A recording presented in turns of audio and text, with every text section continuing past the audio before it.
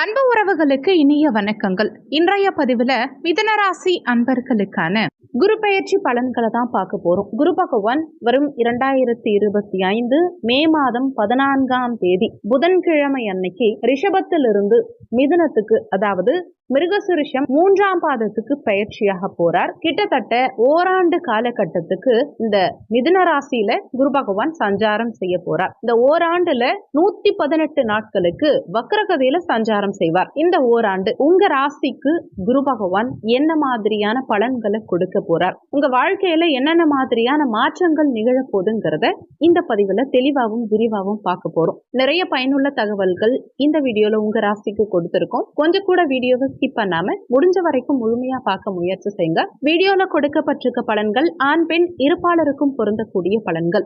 மிதுன ராசியை பொறுத்த வரைக்கும் மிருகசீரிஷம் 3, 4ஆம் பாதங்கள், திருவாதிரை 1, 2, 3, 4ஆம் பாதங்கள், புனர்பூசம் 1, 2, 3ஆம் பாதத்தை உள்ளடக்கியது மிதுன ராசி.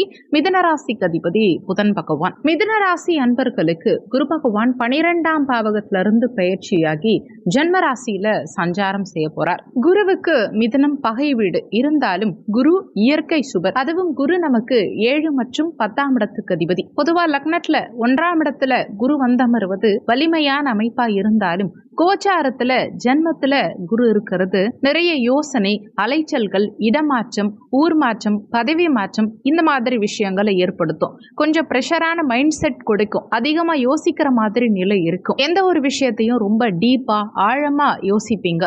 அந்த அளவுக்கு யோசனை அதிகப்படுத்தும் இந்த ஜென்மகுரு. பொதுவா ஜென்மகுரு நல்லதா கெட்டதான்னு பார்க்கும்போது ஒரு வகையில நல்லது. ஏன்னா நமக்கு நடக்க வேண்டிய நல்ல விஷயங்கள், சுபமான விஷயங்கள் எல்லாமே இந்த காலகட்டத்துல நிச்சயமா நல்லபடியா நடக்கும். லைஃப்ல ஒரு லைஃப் சேஞ்சிங் மொமெண்ட் எல்லாம் இந்த ஜென்மகுரு காலகட்டத்துல நடக்கும். ரொம்ப முக்கியமான நிகழ்வுகள் எல்லாம் இந்த காலகட்டத்துல நடக்கும். இந்த காலகட்டத்துல நெகட்டிவ்னு பார்த்தா சில நேரங்கள்ல அதிகமா யோசிச்சு முடிவெடுக்கிறதுல தடுமாற்றம் இருக்கும், காலதாமதம் இருக்கும். இது மட்டும்தான் கொஞ்சம் நெகட்டிவான விஷயமே தவிர பெரிய அளவுல வேற எதுவும் தொந்தரவுகளை ஏற்படுத்தாது. இந்த காலகட்டத்துல முடிவெடுக்கிறது சம்பந்தமான விஷயங்கள்ல கொஞ்சம் கவனமா இருக்கணும்.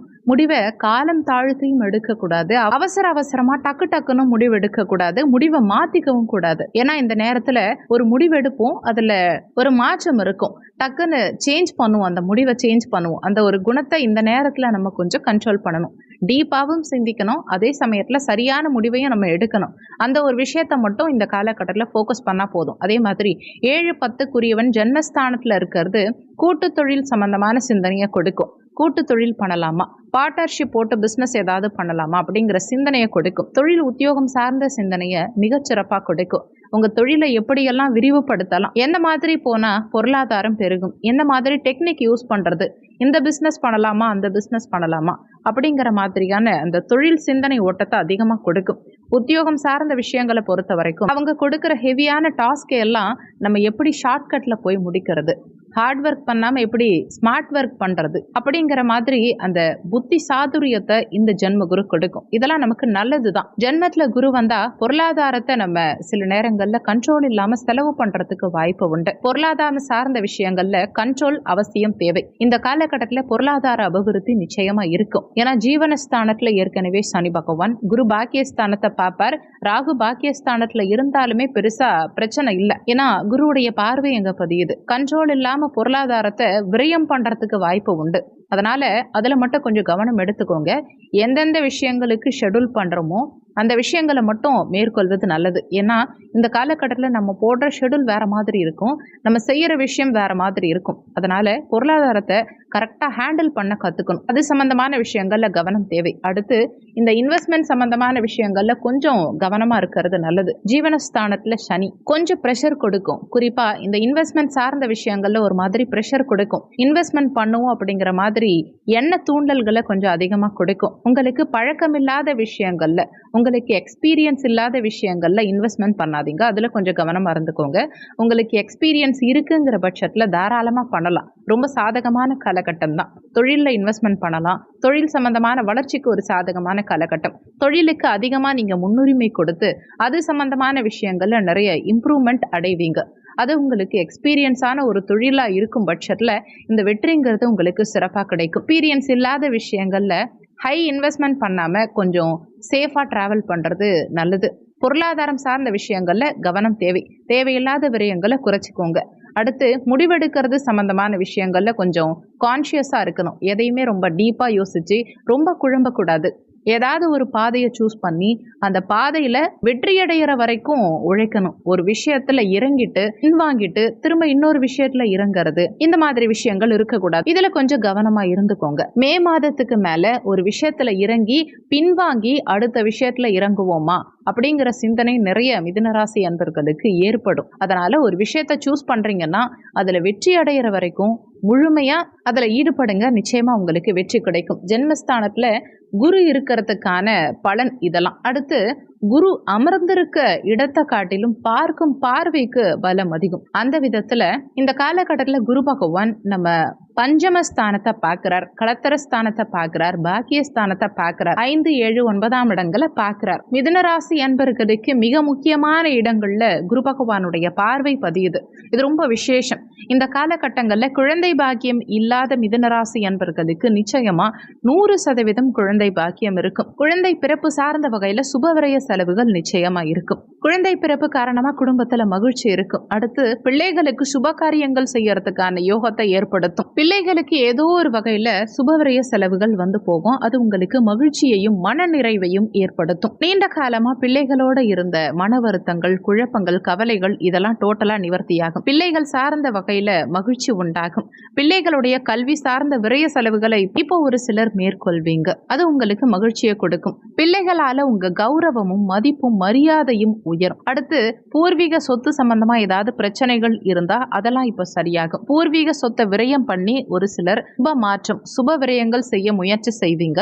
குலதெய்வ வழிபாடு இந்த காலகட்டத்துல மிகச்சிறப்பா மேற்கொள்வீங்க. அடுத்து காதல் உறவு சார்ந்த விஷயங்கள்ல இருந்த வருத்தங்கள் எல்லாம் குறையும். லவ் மேரேஜ்க்கு ரொம்ப பாசிட்டிவான காலகட்டம் இது. காதல் உறவு சம்பந்தமான விஷயங்களை வீட்டில் தெரிவித்து குடும்ப உறுப்பினர்களுடைய முழுமையான ஒத்துழைப்போட மகிழ்ச்சியான திருமணம் நடக்கிறதுக்கான அமைப்பு இந்த காலகட்டத்தில் சிறப்பாக உண்டு. காதல் திருமணத்துக்கான சாத்தியக்கூறுகள் மிகச்சிறப்பான முறையில் இருக்கும். பாக்கியஸ்தானத்தில் ராகு இருக்கிறதுனால ஒரு மாதிரி கொஞ்சம் மென்டல் ப்ரெஷர் இருக்கும். ஜென்மகுரு வேற, அது ஒரு மாதிரி மென்டல் ப்ரெஷர் கொடுக்கும். இருந்தாலும் அதோட எண்ட் ரிசல்ட் உங்களுக்கு நிச்சயமா ஃபேவரா தான் இருக்கும். 5ஆம் இடத்துல குரு பகவானுடைய பார்வை இருக்கிறதுனால என்னதான் குழப்பம் இருந்தாலும் தெளிவான ஒரு மைண்ட் செட்டுக்கு கடைசியில வந்துருவீங்க. அது ரொம்ப பெரிய பாசிட்டிவான விஷயம் தான். ஏன்னா இந்த 5ஆம் இடத்தை புத்தி ஸ்தானம்னு சொல்லுவோம். குரு பார்வை இந்த 5ஆம் இடத்துக்கு கிடைக்கிறது விசேஷமான அமைப்பு தான். உங்க குழப்பத்துக்கு யாரு ஒரு தெளிவான முடிவு கொடுக்க முடியுமோ அவங்க மூலமா ஒரு புத்தி தெளிவு உங்களுக்கு ஏற்படும். மனசுல இருக்கக்கூடிய குழப்பங்களுக்கு யாரோ ஒருத்தவங்க மூலமா தெளிவான மனநிலை கிரியேட் ஆகும். ரொம்ப நாளா பூர்வீக சொந்த பந்தங்களை சந்திக்காம இருந்தீங்கன்னா இப்ப அந்த பூர்வீக சொந்த பந்தங்களை சந்திக்கக்கூடிய வாய்ப்புகள் உங்களுக்கு கிடைக்கும். பிரிந்தவங்க ஒன்றிணையக்கூடிய சூழலை ஏற்படுத்தும். அடுத்து 7ஆம் இடத்துக்கு குரு பார்வை பதியுது.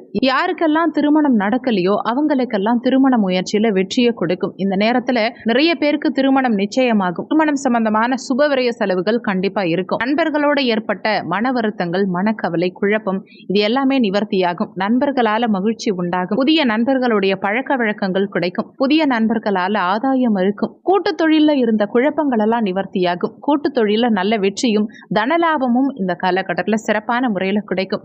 நிறைய பேருக்கு பார்ட்னர்ஷிப் சம்பந்தமான மைண்ட் செட் வரும். பார்ட்னர்ஷிப் போட்டு ஏதாவது பிஸ்னஸ் பண்ணலாமாங்கிற யோசனை எல்லாம் வரும். அந்த பிஸ்னஸ் சம்பந்தமா உங்களுக்கு ஏதாவது ஒரு பர்டிகுலர் நாலேஜ் இருக்குன்னா தாராளமா நீங்க ஸ்டார்ட் பண்ணலாம். நாலேஜ் இல்லைங்கிற பட்சத்துல அதை முடிஞ்ச வரைக்கும் தவிர்த்துக்க முயற்சி செய்யுங்க. மற்றபடி ஸ்டார்ட் பண்ணலாம். அதுக்கு ஏதுவான காலகட்டம் தான். அந்த நாலேஜை கொஞ்சம் கெயின் பண்ணிட்டு நீங்க ஸ்டார்ட் பண்றது ரொம்ப சிறப்பு. திருமண வாழ்க்கையில இருந்த குழப்பங்கள், கவலைகள் இதெல்லாம் இப்ப டோட்டலா நிவர்த்தியாகும். வாழ்க்கை துணையோட ஏதாவது பிரச்சனை இருக்கு, இல்லைன்னா வாழ்க்கை துணையோடைய உடல் ஆரோக்கியத்துல ஏதாவது பிரச்சனைகள் இருக்குன்னா அதெல்லாம் டோட்டலா நிவர்த்தியாகும். வாழ்க்கை துணையால மகிழ்ச்சி, வாழ்க்கை துணை சம்பந்தப்பட்ட விஷயங்கள்ல இருந்த குழப்பங்கள் விலகும். மன நிம்மதி கிடைக்கும். ஒரு சிலர் வாழ்க்கை துணை கிட்ட இருந்து பிரிந்திருக்கீங்க அப்படின்னா அவங்க மீண்டும் ஒன்றிணைவீங்க. குடும்பத்தாரோட இணைந்து மகிழ்ச்சியா இருக்கக்கூடிய சூழலை உண்டாக்கும். ஒரு சிலர் வேலை காரணமாவோ, தொழில் காரணமாவோ, வெளியூர்லயோ, வெளி மாநிலத்திலேயோ, வெளிநாட்டுலயோ குடும்பத்தை விட்டு பிரிந்திருப்பீங்க. அவங்கெல்லாம் மீண்டும் இப்ப சொந்த ஊருக்கு வந்திணையக்கூடிய சூழல், குடும்ப உறுப்பினர்களோட மகிழ்ச்சியா பொழுத கழிக்கக்கூடிய சூழலை உண்டாக்கி கொடுக்கும். அடுத்து வெளிநாட்டுக்கு போகணும்னு ஆசைப்பட்டு இருக்கீங்கன்னா அதுக்குமே இது ரொம்ப சாதகமான காலகட்டம் தான். ஏன்னா 7, 9 இந்த 2 இடங்களை குரு கனெக்ட் பண்றார். அதனால வெளிநாட்டு முயற்சிகளும் காரியங்களும் வெற்றியை கொடுக்கும். அதுக்கான வாய்ப்புகள் இந்த காலகட்டத்தில் சிறப்பான முறையில் அமையும். அடுத்து பாக்கியஸ்தானத்துக்கு குருவுடைய பார்வை கிடைக்கிறதுனால இந்த காலகட்டங்கள்ல புதுசா தங்க அணிகலன்கள் வாங்குறதுக்கு வாய்ப்புகள் கிடைக்கும். பழைய ஆபரணங்கள் அணிகலன்கள் ஏதாவது இப்போ அடகுல இருக்குன்னா அதை மீட்கறதுக்கான வழிவகை இந்த காலகட்டத்தில் பிறக்கும். ராகுவும் பாக்கியஸ்தானத்துல இருக்கிறதுனால ஒரு சில பாக்கிய விரயங்களும் ஏற்படும். ஒரு விஷயத்தை இழந்து புதுசா ஒரு விஷயத்தை அடைகிறதுக்கு ரொம்ப சாதகமான காலகட்டம் இது. தந்தை சார்ந்த வகையில இருந்த வருத்தங்களுக்கு ஒரு நிவர்த்தி கிடைக்கும். தந்தையோட அந்த உறவு நிலையில இருந்த குழப்பங்கள் எல்லாம் இப்போ நிவர்த்தியாகும். அதே மாதிரி தந்தையுடைய உடல் ஆரோக்கியத்துல ஏதாவது பிரச்சனைகள் இருக்குன்னா அந்த பிரச்சனைகள் இப்ப நிவர்த்தியாகும். தந்தை சார்ந்த விஷயங்கள்ல ஒரு மகிழ்ச்சி, தந்தையுடைய முழுமையான ஒத்துழைப்பு இப்ப கிடைக்கிறது, தந்தையுடைய ஆறுதல் உங்களுக்கு கிடைக்கிறது. அதுக்கெல்லாம் ஏதுவான காலகட்டம் இது. மே 18ஆம் தேதி ராகு கேது பயிற்சி. ராகு பாக்கியஸ்தானத்துக்கு வருவார். இந்த பாக்கிய ராகு சில தொந்தரவுகளை கொடுக்கணும். ஆனா குரு பார்வை இந்த ராகுவுக்கு கிடைக்கும் காரணத்தினால ராகு சுபத்துவம் அடைஞ்சு பெருசா விடுபலன்களை நெகட்டிவான பிரச்சனைகளை ஏற்படுத்த மாட்டார். அது பெரிய அட்வான்டேஜ்னே சொல்லணும். இந்த காலகட்டத்தை பொறுத்த வரைக்கும் உத்தியோகம் இல்லாதவர்களுக்கு புதிய உத்தியோக வாய்ப்பு கண்டிப்பா கிடைக்கும். ஏதோ ஒரு ரூபத்துல ஏதாவது ஒரு ஜாப்ல போய் நுழைஞ்சிருவீங்க. ஆல்ரெடி நீங்க ஒரு உத்தியோகத்துல இருக்கீங்கன்னா சம்பள உயர்வு பதவி உயர்வு எதிர்பார்த்துட்டு இருக்கீங்கன்னா ஒரு சில தடை தாமதத்தோட அந்த சம்பள உயர்வு பதவி உயர்வு இதெல்லாம் கண்டிப்பா கிடைக்கும். என்னன்னா ஒரு விஷயத்துல முடிவெடுக்கிறதுல கொஞ்சம் தடுமாறுவீங்க, திணறுவீங்க. மற்றபடி உங்களுக்கு வர வாய்ப்பை கண்டிப்பா யூஸ் பண்ணிக்கோங்க. குறிப்பா உத்தியோகம் தொழில் இந்த மாதிரி சம்பாதிக்கிறது இது சார்ந்த விஷயங்கள்ல நிறைய வாய்ப்புகள் உங்களுக்கு கிடைக்கும். குரு பயிற்சி காலகட்டத்துல வாய்ப்புகள் அதிகம் கிடைக்கக்கூடிய ராசி எதுன்னா அது மிதுன ராசி தான். ஒண்ணு மாத்தி ஒண்ணு வரிசையா வாய்ப்புகள் வந்துகிட்டே இருக்கும். அதுவே நமக்கு பெரிய குழப்பமா அமையறதுக்கும் வாய்ப்புகள் உண்டு. அதனால ஒரு விஷயத்துல தெளிவா முடிவெடுக்க பாருங்க. நீங்க எந்த இடத்தை அடையணும்னு நினைக்கிறீங்களோ அந்த இடத்துக்கு போறதுக்கான பாதைகளை நீங்க ஸ்டெப் பை ஸ்டெப்பா கிரியேட் பண்றதுக்கு முயற்சி பண்ணுங்க. வர வாய்ப்புகளை எப்படி நம்ம பயன்படுத்தி அடுத்த கட்டத்துக்கு போறதுங்கிற விஷயத்த கொஞ்சம் கிளியரா யோசிங்க. ஒரு விஷயத்துல காலம் தாழ்த்தாம இருக்கிறதே உங்களுக்கு பெரிய வெற்றியை கொடுக்கும். குழப்பத்தை தவிர்த்தாலே நிச்சயமா இந்த காலகட்டத்துல என்னெல்லாம் கிடைக்கணுமோ என்னெல்லாம் சுபத்துவமா கிடைக்கணுமோ ரொம்ப நாளா எந்த விஷயங்களுக்காக நீங்க ஏங்கிட்டு இருந்தீங்களோ அந்த விஷயங்களெல்லாம் இப்ப உங்களுக்கு கிடைக்கும். சொந்த தொழில் ஒரு சிலர் பண்ண போறீங்க அப்படின்னா இன்வெஸ்ட்மெண்ட் சார்ந்த விஷயங்கள்ல கொஞ்சம் கவனமா செயல்படணும். ரொம்ப மைனஸ்லாம் இல்ல, தொழில் செய்யலாம். அதுக்கு ரொம்ப சாதகமான காலகட்டம். தொழில்ல இன்வெஸ்ட்மெண்ட் கண்டிப்பா பண்ணுவீங்க. ஏன்னா சனி ஜீவனஸ்தானத்துக்கு வந்துட்டாலே இன்வெஸ்ட்மெண்ட் சம்பந்தமா ஏதாவது ஒரு ரூபத்துல உங்களை இன்வெஸ்ட்மெண்ட் பண்ண வைக்கும். அதனால இன்வெஸ்ட்மெண்ட் பண்றதுக்கு சாதகமான காலகட்டம் தான். இருந்தாலுமே யாரையும் கண்மூடித்தனமா நம்பாதீங்க. உங்களை நம்பி நீங்க இறங்குங்க, நிச்சயமா வெற்றி கிடைக்கும். எந்த விஷயத்திலையும் மூன்றாம் நபரை நம்பி இறங்காதீங்க. அதுல கொஞ்சம் கவனம் மறந்துக்கோங்க. ஏன்னா 3ஆம் இடத்துக்கு கேது வந்துருவார். எடுக்கும் முயற்சிகள்ல வெற்றியை கொடுத்துருவார். முயற்சி கேது எதுல நீங்க இறங்குறீங்களோ அந்த விஷயத்துல நீங்க தெளிவா இருந்தா நிச்சயமா அதுல உங்களுக்கு வெற்றி கிடைச்சிடும். தைரியமா இறங்கலாம். எந்த விஷயமா இருந்தாலும் தைரியமா நீங்க செய்யலாம். ஆனா 3ஆம் நபரை நம்ப கூடாது. உங்களை நம்பி நீங்க இறங்கணும். இதை மட்டும் கரெக்டா மைண்ட்ல வச்சுக்கோங்க. அடுத்து ஆல்ரெடி நீங்க ஏதாவது பிசினஸ் பண்ணிட்டு இருக்கீங்க அப்படின்னா அந்த பிசினஸை விட்டுட்டு வேற ஏதாவது பிசினஸ் பண்ணலாமா அப்படிங்கிற யோசனை சில நேரங்கள்ல வரும். அந்த பிசினஸை சேஞ்ச் பண்றதுக்கெல்லாம் ஒரு ஏதுவான காலகட்டம் இது. தாராளமா சேஞ்ச் பண்ணலாம். நிறைய பேருக்கு ஆல்ரெடி பார்த்துட்டு இருக்க உத்தியோகம் ஆல்ரெடி பார்த்துட்டு இருக்க தொழில் சேஞ்ச் ஆகிறதுக்கு நிறைய வாய்ப்புகள் உண்டு.